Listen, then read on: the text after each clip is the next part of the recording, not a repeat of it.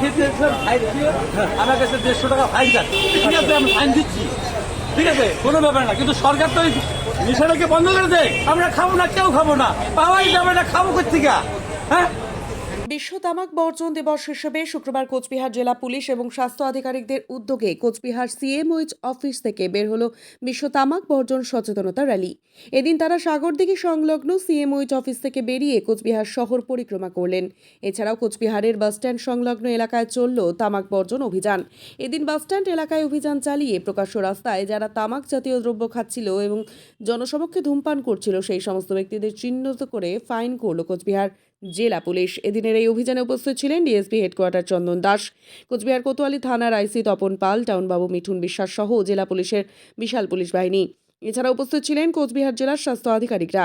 এদিন জেলা স্বাস্থ্য আধিকারিক ও ডিএসপি হেডকোয়ার্টার চন্দন দাস কি জানালেন আমরা শুনে নেব।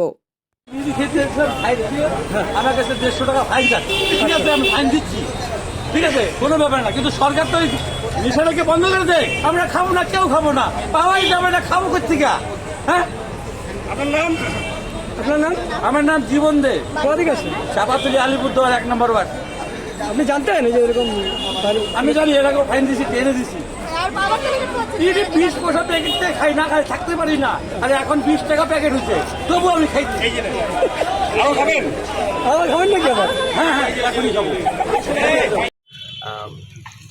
আমরাও যখন কলেজ লাইফে পড়েছি, বলতে দ্বিধা নেই যে তখনও আমরা লুকিয়ে সিগারেট খেয়েছি, কিন্তু পরে যখন আমরা বুঝতে পারি বা বিভিন্নভাবে জানতে পারি যে তামাক কতটা শরীরের পক্ষে ক্ষতিকর, তারপর থেকে সম্পূর্ণরূপে আমরা এই সিগারেট বা স্মোকিংটা ছেড়ে দিয়েছি।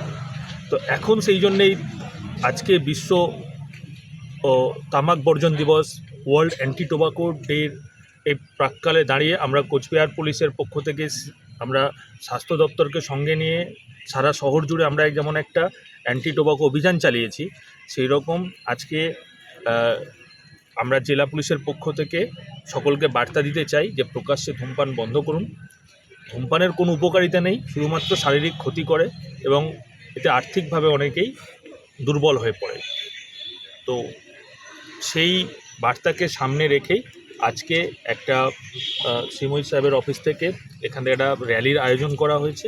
সেই র্যালিতে আমরা কোচবিহার পুলিশের পক্ষ থেকে অংশগ্রহণ করেছি এবং বার্তা দিচ্ছি সবাইকে যে আপনারা আজকে থেকেই যারা যারা তামাক সেবন করেন, আপনারা তামাক সম্পূর্ণরূপে বর্জন করুন। Thank you.